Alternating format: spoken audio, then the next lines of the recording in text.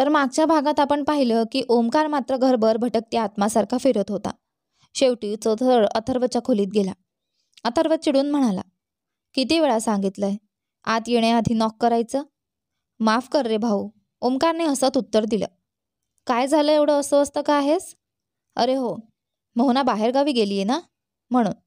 अथर्व मिश्किलपणे म्हणाला. अगदी बरोबर ओळखलंस, पण ये ना, सगळे लॉनमध्ये तुझी वाट बघतात. चला होळी खेळू. तू जा, माझा मूड नाही, अथर्व निर्विकारपणे म्हणाला. काय? कालपर्यंत तू सर्वात जास्त उत्सुक होतास आणि आज म्हणतोस की मूड नाही. हो तर ठीक आहे, पण मग काय सांगू मी? बाबा, आई, समायरा आणि काव्या. अथर्व एकदम सावध झाला. काव्या आली आहे? हो, काही मिनिटांपूर्वीच आली आणि तुझ्याबद्दल विचारत होती.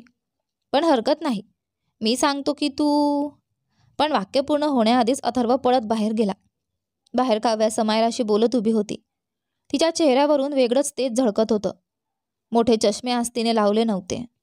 अथर्व तिला पाहताच नकळत हसू लागला. काव्यानेही त्याला पाहून स्मित दिलं. तो जवळ जाऊन म्हणाला, चला तर आता खुशखबर सांग, त्यानुसार तुला रंग लावतो. काव्य हसली. कसं काय कळलं तुला ही खुशखबर आहे? अगं, तुझा चेहरा हिऱ्यासारखा चमकत आहे. आज सकाळी बाबांचा फोन आला. त्यांनी स्वतः मला बोलावलं. म्हणाले अशा शुभ सणाला तू गैरहजर राहू नकोस म्हणून आले. अथर्व हसून म्हणाला, मग तुला सगळी ताटलीच रंगांची मिळायला हवी. त्याने हातात पूर्ण रंगांची ताटली घेतली आणि तिच्यावर फेकणार असल्याचा अभिनय केला. काव्याने चेहरा झाकला, पण पुढच्या क्षणी तिने डोळे उघडले तर अथर्वने अचानक सगळे रंग तिच्यावर उडवले. क्षणभर ती थबकली.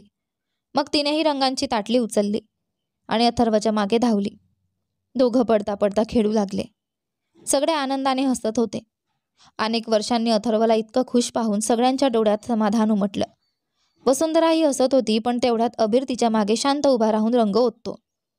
तीही किंचाळत त्याच्या मागे धावते. एक तासभर सगळीकडे रंगांची उधळपट्टी सुरू राहिली.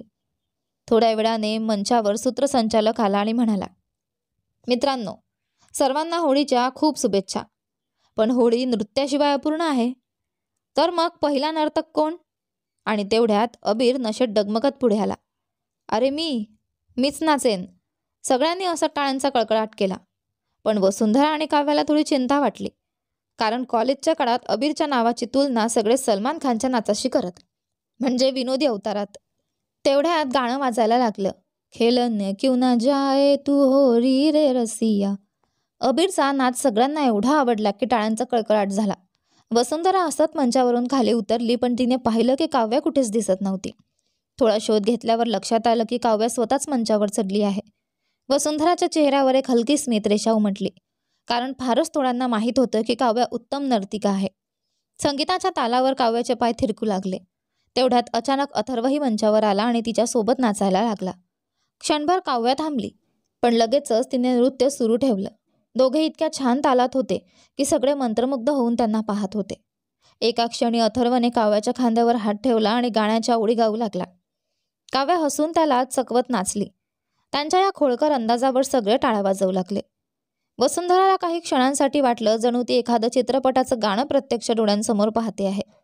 काव्या आणि अथर्व अगदी चित्रपटातील हिरो हिरोईन सारखे रंगून नाचत होते. हळूहळू बाकीचे सगळेही त्यांच्यात सामील झाले. हवेलीच्या अंगणात रंग, हशा आणि नृत्य यांचा जल्लोष सुरू झाला. पण त्याच वेळी अबीर नाच थांबवून स्तब्ध उभा राहिला. त्याचा चेहरा पाहून वसुंधरा चकित झाली, कारण आयुष्यात पहिल्यांदाच ती अबीरच्या चेहऱ्यावर इतक्या भावना एकच वेळी पाहत होती. आधी आनंद, मग भावुकता, नंतर राग, त्यानंतर भीती आणि शेवटी घबराट. वसुंधराने आश्चर्याने दरवाजाकडे पाहिलं. तिथे 40शीतला एक माणूस उभा होता. हात खिशात घालून तो सरळ अबीरकडे पाहत होता.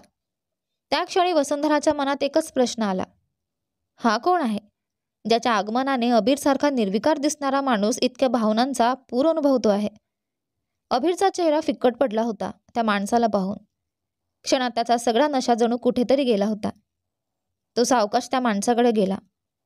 तो माणूस 40-50च्या दरम्यान असेल, पण अजूनही देखणा दिसत होता. चेहऱ्यावर आजारपणाची काही चिन्ह होती, पण त्याचा रुबाब अजूनही कमी झाला नव्हता. अबीर जसा पुढे जात होता सगळ्यांना जाणवलं की तो माणूसही अबीर इतकाच उंच आहे. क्षणभरात अबीर त्या माणसापर्यंत पोहोचला आणि त्याला मिठी मारली. सगळे गोंधळलेले होते. हा रहस्यमय माणूस नक्की कोण? अथर्व काव्य आणि वसुंधरासोबत उभा होता. काव्याने विचारलं, अंश, हा माणूस कोण आहे? अबीर एवढा घाबरलेला का दिसतोय? अथर्व हळू आवाजात म्हणाला, ते ते बिजय काका आहेत. बिजय काका? काव्य थोडी चकित झाली. म्हणजे ते अबीरचे? अथर्वने मान डोलावली. हो, तेच आहेत. वसुंधराला अजूनही काही समजलं नव्हतं. हे हे काय चाललंय? काहीतरी उघड बोला ना. काव्या म्हणाली, मला वाटतं ते अबीरचे वडील आहेत. बरोबर ना अंश? अथर्व म्हणतो, हो, अगदी बरोबर. वसुंधरा अवाक झाली. देवा, म्हणजे हे माझे सासरे झाले? काव्य हसत म्हणाली, नाही, तुझे आजोबा सासरे. चल, थोडं वास्तववादी हो. अर्थातच ते तुझे सासरेच आहेत. दरम्यान अबीरने आपल्या वडिलांना मिठी मारली होती. अथर्व पुढे गेला. बिजॉयच्या पायांना स्पर्श करून त्यांना मिठी मारली. मग वसुंधरा पुढे गेली आणि त्यांच्या पायांना स्पर्श केला. अचानक एका तरुणीच्या या कृतीने बिजॉय थोडे दचकल्यासारखे झाले. सुरुवातीला त्यांनी वसुंधराला ओळखलं नाही, पण नंतर लक्षात आल्यावर ते हसले आणि म्हणाले, अगं वसुंधरा बेटा, कशी आहेस? तू लग्न केलंस? चल, तुझा नवऱ्याला इथे बोलाव. मला त्याला 2 चापट मारायचे आहेत की त्याने मला तुझ्या लग्नाची बातमीच दिली नाही. बिजॉयना वाटलं आता अथर्व पुढे येईल, पण त्याऐवजी अबीरच पुढे आला. बिजॉय कपाळावर आठ्या घालत म्हणाले, अरे बावलटा, मी वसुंधराच्या नवऱ्याला बोलावलं होतं. म्हणजे अथर्व नव्हे का? तू कसला पुढे आलायस रे शहाण्या? अबीर थोडा अळखळत म्हणाला, बाबा, वसुंधरा ही माझी बायको आहे. काय काय बघतोयस तू? बिजॉय हादरून गेले. तेव्हाच सुजय पुढे आले. त्यांनी आपल्या धाकट्या भावाला मिठी मारली आणि मग त्याला संपूर्ण कथा सांगितली. मधुमंतीबद्दलही सगळी माहिती दिली. सुजय विश्वासच ठेवू शकत नव्हते. अबीर, इकडे ये. आणि वसुंधरा बेटा, तूही. दोघंही घाबरत पुढे आले, पण सुजयने त्यांना आनंदाने मिठीत घेतलं. तेही हसले. यानंतर काव्या पुढे आली आणि बिजॉयच्या पायांवर वाकली. सुजय म्हणाले, सुखी राहा ग.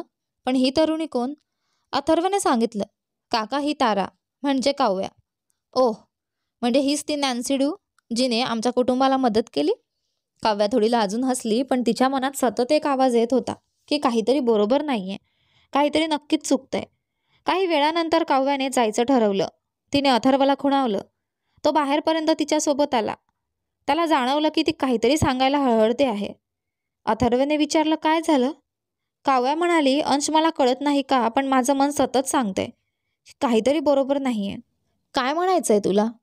म्हणजे बिजय काकांचं अचानक असं येणं, त्यांचं एवढं गोड वागणं, आणि सर्वात महत्त्वाचं म्हणजे त्यांना कसं काय माहीत पडलं की मीच तुला मदत केली होती? सुजय काकांनी तर माझं नावही घेतलं नव्हतं. अथर्व चिडून म्हणाला, अगं, त्यांनी नाव घेतलं होतं, तू कदाचित लक्ष दिलं नसेल. काव्या म्हणते, तुला खात्री आहे त्यांनी नाव घेतलं? अथर्व थोडा गोंधळला. हां, हो, बहुतेक. काव्या ठाम आवाजात म्हणाली, पाहिलंस ना, मी म्हणते तसंच आहे. यात काहीतरी गडबड नक्की आहे. अथर्वचा संयम सुटू लागला. त्याने दातोट खाल्ले आणि खालच्या स्वरात कठोरपणे म्हणाला, काव्या, मला त्यांच्यावर विश्वास आहे. यात काही चुकीचं नाही. पण मिसेस देसाई, तुम्ही माझ्या कुटुंबात जरा जास्तच गुंतत आहात. उद्या तुमची सुट्टी आहे, विश्रांती घ्या. काव्या घाईघाईने म्हणाली, अंश, माझं ऐक. मिसेस काव्या, मी म्हटलं ना, निघा. मला माझ्या कुटुंबाबद्दल बाहेरच्यांचं मत नकोय, विशेषतः एका साध्या पर्सनल असिस्टंटचं. काव्या हादरली. तिने पुन्हा प्रयत्न केला, बाहेरची साधी पर्सनल असिस्टंट? अंश, मी तुझ्यासाठी फक्त एवढीच आहे. मी तर असं समजत होते की तुझ्याही भावना माझ्याबद्दल तशाच आहेत. मी मी तिने स्वतःला थांबवलं. अथर्वचा चेहरा रागाने लाल झाला होता. मिसेस देसाई, बाहेर, आत्ता. काव्या अपमान सहन करू शकत नव्हती. तिने कठोर आवाजात सांगितलं, मी समजत होते की तू अहंकारी देवांश शिंदेहून बदलून एक नम्र अंश झालायस. पण मी चुकीची होते, मिस्टर शिंदे. मला कायम लक्षात राहील की मी तुझ्यासाठी फक्त एक बाहेरची आहे. ती निघून जाऊ लागली. तिच्या शेवटच्या शब्दांनी अथर्वच्या मनात कुणीतरी चाकू खुपसल्यासारखं दुखलं. पण ती थांबली, मागे वळली आणि म्हणाली, मिस्टर शिंदे, मला खात्री आहे तू लवकरच जाणशील की मीच बरोबर होते. पण तोवर उशीर झालेला नसेल याची काळजी घे. हे बोलून काव्या निघून गेली. डोळ्यात दाटलेले अश्रू अखेर बाहेर आले. तिने नुकतंच आपल्या मनातल्या भावना ओळखायला सुरुवात केली होती, पण त्याने तिचा विश्वास तोडला. घरी परतल्यावर तिने मनसोक्त रडून घेतलं. दुसरीकडे अथर्व मनातून खूप दुखावला होता. बाहेरून तो शांत, कठोर दिसत होता, पण आतून तोही रडत होता. त्याच्या हृदयाला काव्याच्या शब्दांवर विश्वास ठेवायचा होता, पण डोकं मात्र हृदयाशी विरोध करत होतं. आणि शेवटी डोक्याचं ऐकलं गेलं. सुमारे महिनाभरानंतर होळी सणापासून काव्य आणि अथर्वमध्ये झालेल्या त्या भयंकर वादानंतर त्यांनी एकमेकांशी फक्त ऑफिसच्या कामापुरतंच बोलणं ठेवलं होतं. दोघंही दुखावले होते. दोघांना एकमेकांनी पुढे यावं असं वाटत होतं, पण नेहमीप्रमाणे कोणीच पहिले पाऊल टाकलं नाही. त्या दिवशी अथर्व विजय काकांच्या कॅबिनमध्ये जात होता. तोच त्याच्या मोबाईलवर कंपन झालं. स्क्रीनवर नाव दिसलं, आयश. चेहऱ्यावर आठ्या घेऊन त्याने फोन उचलला. काय झालं आयश?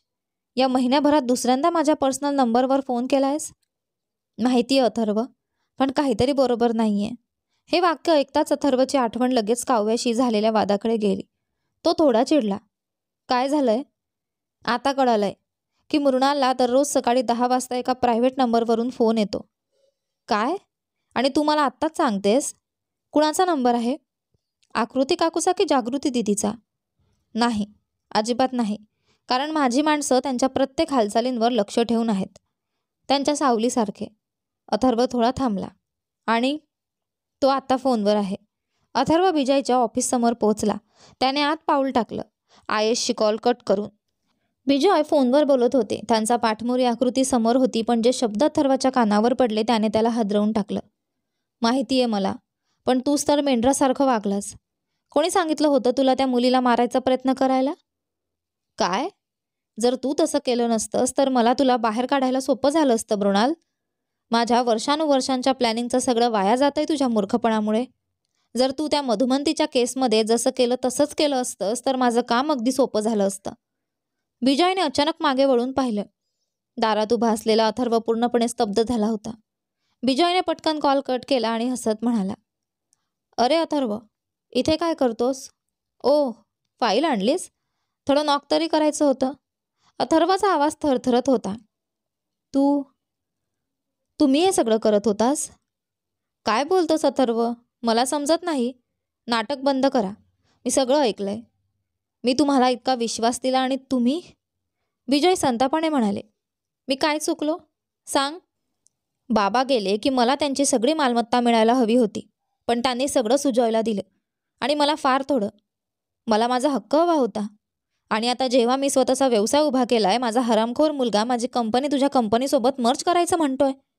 आणि तेवढंच नाही, स्वतःचा मालक असूनही तो कर्मचारी म्हणून काम करतोय. मग मी काय करायचं? अथर्वचा आवाज थरथरला. तुम्ही माझ्या आईला मारलं? मी तुम्हाला सोडणार नाही. विजय थंडपणे हसले. ओह, कुणीतरी खूप रागावलेलं दिसतंय. चल तुला काही दाखवतो ज्याने तुझा राग शांत होईल. त्यांनी टॅप काढून एक व्हिडिओ दाखवला. पाहता क्षणी अथर्वच्या रक्ताचा उकळा झाला. स्क्रीनवर एक माणूस रायफलने सुजॉयवर निशाणा साधत होता.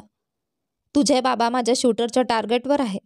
माझा एक फोन कट झाला की तुझा बाबा मेलाय समज. कमी ना, माझ्या बाबाला सोड. अरे, दिसतंय की तुला फारसा फरक पडला नाही. थांब, अजून एक दाखवतो. आता स्क्रीन 2 भागात वाटलेली होती. एका भागात सुजय आणि दुसऱ्या भागात काव्या, जिचा माग काढत 2 माणसं चालली होती. अथर्वचा सगळा संताप क्षणात ओसरला.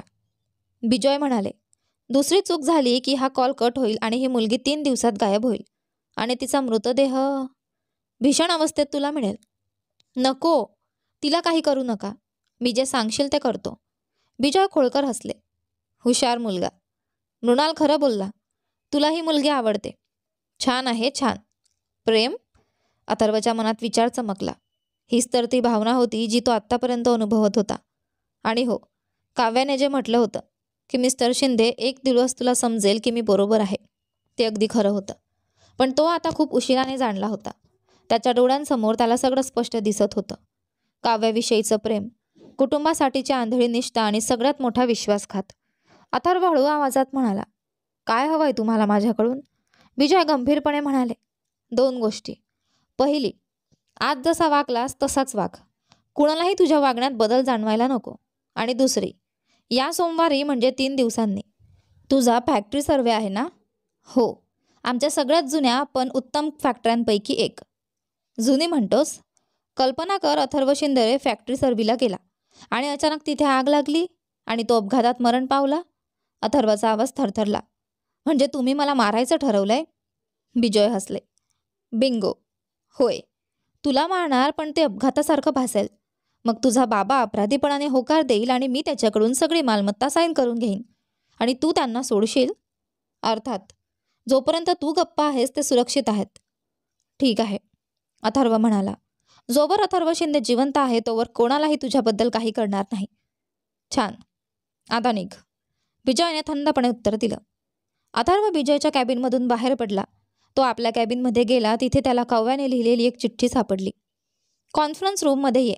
तो कॉन्फरन्सबद्दल पूर्ण विसरला होता. घाईघाईने तो तिथे पोहोचला.